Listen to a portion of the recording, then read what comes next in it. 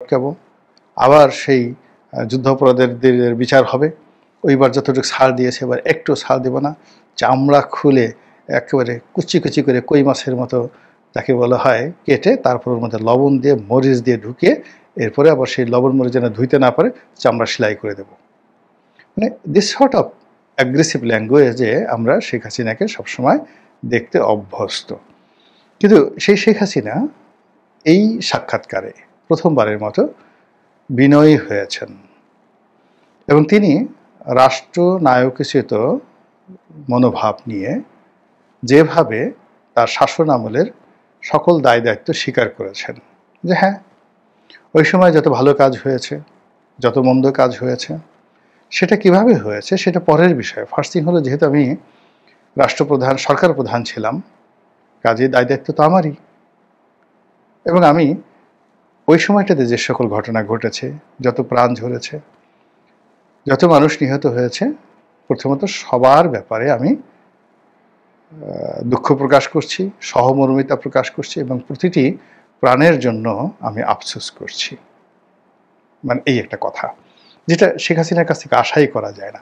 যখন এই কথাগুলো বলবে ধরে নিতে হবে যে তখন তার একটা মাস্টার প্ল্যান নিয়ে তিনি এগুচ্ছেন এবং সেই মাস্টার প্ল্যানের পিছনে আর বড় বড় মাস্টারের যাকে বলা হয় ব্রেন কাজ করছে। তিনি তার সেই সাক্ষাৎকারে ডক্টর মোহাম্মদ ইউনূসের সরকারের যে সমালোচনাগুলো করেছেন টু দি পয়েন্টে, এটাও শেখ হাসিনার কাছে আশা করা যায় না। তিনি খুবই ইন্টেলিজেন্টলি, প্রফেশনালি এবং পলিটিক্যালি যে সকল অভিযোগ ডক্টর মোহাম্মদ ইউনূস এবং তার সঙ্গী সাথীদের বিরুদ্ধে এনেছেন, এটা রাজনীতির পরিভাষা নয়, এটা কূটনীতির পরিভাষা, এটা বিচারের পরিভাষা। এর সঙ্গে আইন জড়িত, এর সঙ্গে আন্তর্জাতিকতা জড়িত এবং আরও অনেক কিছু। ঠিক সেইভাবে ডক্টর মোহাম্মদ ইউনূসকে নিয়ে, তার সরকারকে নিয়ে তিনি কতগুলো অভিযোগ উত্থাপন করেছেন। নিজের বিচার সম্পর্কেও তিনি মানে যে কথা বলেছেন, এটাও একটা অসম্ভব রকম চ্যালেঞ্জ বর্তমান সরকারের জন্য। তিনি এই বর্তমান তার যে বিচার হচ্ছে, সেই বিচারিক যে আদালত, সেই আদালতের বিচার কর্মকাণ্ডকে তিনি রিগ্রেট করেছেন এবং তিনি যেটা বলেছেন যে পৃথিবীর সকল মানুষের যে আস্থা, বিশ্বাস এবং নির্ভরতার যে প্রতীক, সেটা হলো আন্তর্জাতিক অপরাধ tribunal, ICC, international criminal court বা ক্রাইম কোর্ট যেটাকে বলা হয়। তো সেই আইসিসি যেখানে নেতানিয়াহুর বিরুদ্ধে ওয়ারেন্ট ইস্যু হয়, যেখানে বসনিয়া হার্জেগোভিনা, যুগোস্লাভিয়ার যুদ্ধাপরাধীদের বিচার হয়েছে এবং এই আইসিসির একটা রিপোর্টে আমাদের দেশের সব কিছু তছনছ হয়ে যেতে পারে। তো তিনি সরকারের প্রতি আহ্বান জানিয়েছেন যে তার বিরুদ্ধে যে অভিযোগগুলো রয়েছে, সেই অভিযোগগুলো আইসিসিতে নিষ্পত্তি হতে পারে। সরকারকে তিনি চ্যালেঞ্জ দিয়েছেন তারা কেন আইসিসিতে গিয়ে তার বিরুদ্ধে অভিযোগ দায়ের করছেন না। আর আইসিসিতে যদি তার বিরুদ্ধে অভিযোগ দায়ের করা হয় এবং সেখানে সরকার যে সকল কথাবার্তা বলছে সেগুলো যদি তথ্য প্রমাণ তারা দিতে পারে, যে অভিযোগ যে আমি 1400 জনকে মেরে ফেলেছি, তো এটা নিয়ে তিনি, এই সংখ্যা নিয়ে তিনি অভিযোগ করেছেন, জাতিসংঘর প্রতিবেদন নিয়ে অভিযোগ করেছেন, কিন্তু খুবই ডিপ্লোম্যাটিক্যালি।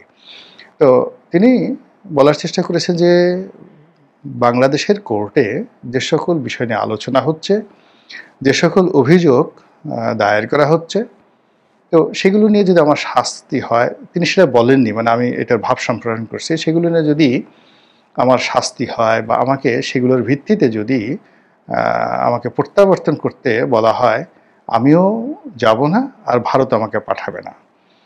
কিন্তু যদি একই অভিযোগগুলো তথ্য এবং প্রমাণ সহকারে আইসিসিতে দেওয়া হয়, তাহলে তো আইসিসি আমাকে ওয়ারেন্ট ইস্যু করে দেবে, আমাকে ধরে নিয়ে যাবে এবং সেখানে আমার বিচার হবে এবং আরও দৃষ্টান্তমূলক বিচার হবে। এবং বাংলাদেশের জন্য এটা একটা বিরাট সুযোগ যে এরকম বাংলাদেশের একজন সরকার প্রধান যে কিনা ক্ষমতায় থেকে এত বড় মানবতা বিরুদ্ধে অপরাধ করেছেন, কাজেই তার এই বিচার আইসিসিতে হতে পারে। আর যেখানে জাতিসংঘ, এখানে মানবাধিকার কমিশন যেখানে প্রতিবেদন দাখিল করেছেন, যেখানে জাতিসংঘের মানবাধিকার কমিশন তারাও ডক্টর মোহাম্মদ ইউনূস সরকারের সাথে ঐক্যমত্য পোষণ করেছেন। কাজেই এই ঘটনার সাথে তো জাতিসংঘ জড়িত। কাজেই জাতিসংঘের একটি বা প্রতিষ্ঠান, জাতিসংঘের অন্যতম একটি মুরব্বি, সেটা হলো এই আইসিসি। সেই আইসিসিতে কেন তার বিচার হবে না? মানে এটা কিন্তু একটা চারটিখানি কথা নয়। এত বড় কনফিডেন্স, এত বড় চ্যালেঞ্জ, এটা যে কেবলমাত্র ডক্টর মোহাম্মদ ইউনূসকে দিয়েছেন তা নয়, তিনি জাতিসংঘকে চ্যালেঞ্জ দিয়েছেন, যারা এই জুলাই আগস্ট বিপ্লবের সময় ডক্টর মোহাম্মদ ইউনূসের পক্ষে কাজ করেছেন। জাতিসংঘের মানবাধিকার সংস্থাকে, অর্থাৎ সাধারণ পরিষদের মহাসচিবকে চ্যালেঞ্জ দিয়েছেন, মানবাধিকার সংস্থা যারা অফিস করেছে তাদেরকে চ্যালেঞ্জ দিয়েছেন, ডক্টর মোহাম্মদ ইউনূসকে চ্যালেঞ্জ দিয়েছেন, এমনকি আইসিসিকেও তিনি চ্যালেঞ্জ দিয়েছেন। এটা চারটিখানি একটা বিষয় নয়, এটা এই সাক্ষাৎকারে চলে এসেছে। আর তিনি যেভাবে ভুল স্বীকার করেছেন, যেভাবে তার রাজনীতির প্ল্যান ফোকাস করেছেন, অবস্থার দৃষ্টি মনে হচ্ছে যে তিনি ইন্দিরা গান্ধী ডক্ট্রিন ব্যবহার করেছেন। আপনারা জানেন যে যখন ইন 1977 1977 সনে ভারতে জরুরি অবস্থা জারি হলো, আমি সনটা এদিক ওদিক হতে পারে, আপনারা মনে কিছু করবেন না, এর কারণ হলো আমি আসলে স্ক্রিপ্ট দেখে বলি না, যেহেতু আমি ফ্যাক্ট জানি। ফ্যাক্ট জানার কারণে অনেক সময় ডেট সন এদিক ওদিক হতে পারে, তো স্ক্রিপ্ট না দেখে বলার কারণে এটা হয়, এই জন্য ক্ষমা সুন্দর দৃষ্টিতে দেখবেন। তো যখন ইন্দিরা গান্ধী সেই তাদের দেশে জরুরি অবস্থা জারি করলেন, এবং সেই জরুরি অবস্থা প্রয়োগ করতে গিয়ে সারা ভারতবর্ষে অনেক হতাহত হলো, এবং ভারতের যত শীর্ষস্থানীয় রাজনৈতিক নেতৃবৃন্দ তাদেরকে তিনি গ্রেপ্তার করলেন, বড় বড় ব্যবসায়ীদেরকে তিনি গ্রেপ্তার করলেন, কিন্তু একটা সময় তিনি সেটা পারলেন না, সব কিছু তার নিয়ন্ত্রণের বাইরে চলে গেল। তো বাইরে চলে যাওয়ার পরে তিনি পদত্যাগ করলেন, এবং পদত্যাগ করে এই জরুরি অবস্থা জারি করা তার ভুল হয়েছে, এবং এই সময়টাতে যে সকল অপ্রীতিকর ঘটনা ঘটেছে, যে সকল অফেন্স হয়েছে, সবগুলোর দায় দায়িত্ব তিনি নিলেন। মানুষের রাগ কমে গেল। রাগ কমে যাওয়ার পরে মাত্র 3 বছরের মাথায় তিনি যে জাতীয় নির্বাচন হলো, সেই নির্বাচনে বিপুল সংখ্যাগরিষ্ঠতা নিয়ে তিনি আবার ক্ষমতায় এলেন। এই যে তার ক্ষমতায় ফেরা এবং আত্মপক্ষ সমর্থন করা, এটি ভারতের রাজনীতিতে এখন ইন্দিরা গান্ধী ডক্ট্রিন হিসেবে পরিচিত।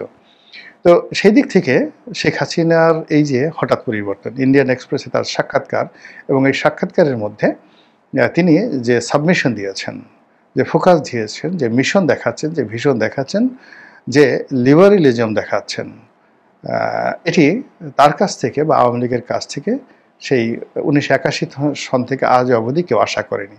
কিন্তু এই যে তার যে ইউটার্ন, হঠাৎ করে ইউটার্ন, এর সঙ্গে মনে হচ্ছে যে তার যারা পরামর্শদাতা, তার যারা প্রমোটার, এবং তার এই ক্ষমতায় ফেরার ব্যাপারে যারা ভারতে এবং আমেরিকাতে, ইংল্যান্ডে, ফ্রান্সে, ব্রাসেলসে, মানে ইউর সদর দপ্তরে, নেদারল্যান্ডসে, মানে আন্তর্জাতিক আদালত হেগে, সেখানে সুইজারল্যান্ডে যারা লবিং করছে, হাজার হাজার মানুষ কিন্তু যার যার অবস্থান থেকে লবিং করছেন।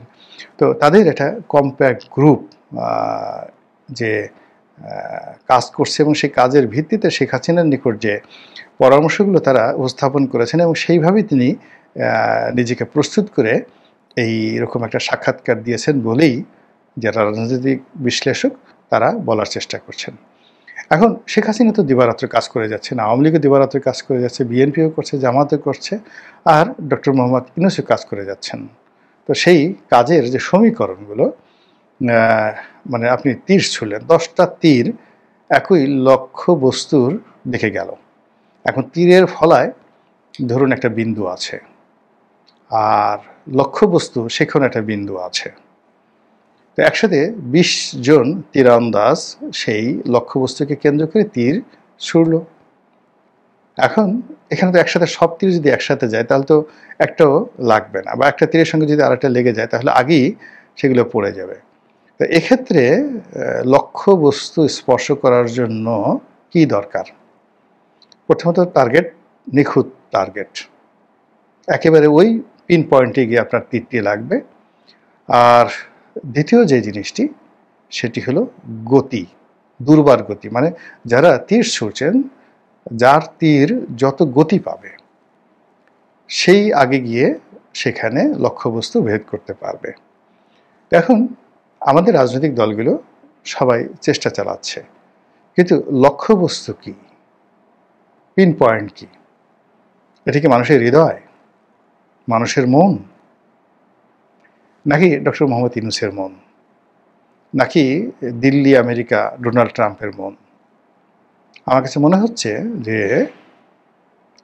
জনগণের যে মন, মস্তিষ্ক, চিন্তা এবং চেতনাকে এখনও বাংলাদেশের রাজনৈতিক দলগুলো লক্ষ্যবস্তুতে পরিণত করতে পারেনি, যেটি শেখ হাসিনা করতে পেরেছেন।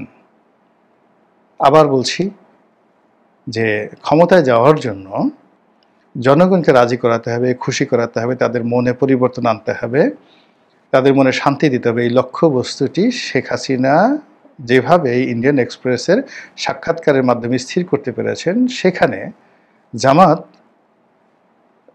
মক্কা মদিনা, তুরস্ক, পাকিস্তান ইসলামাবাদ, যমুনা, আমেরিকা, বেইজিং, এই জায়গাতে যেভাবে দৌড়াদৌড়ি করছে, বিএনপি যেভাবে একবার লন্ডনে, একবার যমুনাতে দৌড়াদৌড়ি করছে, একবার পাকিস্তানে, একবার চীনে যেভাবে দৌড়াদৌড়ি করছে, আপনি বুঝতে পারছেন যে কেবলা কয়টা হয়ে গেছে। আর এনসিপি, তাদের তো আসলে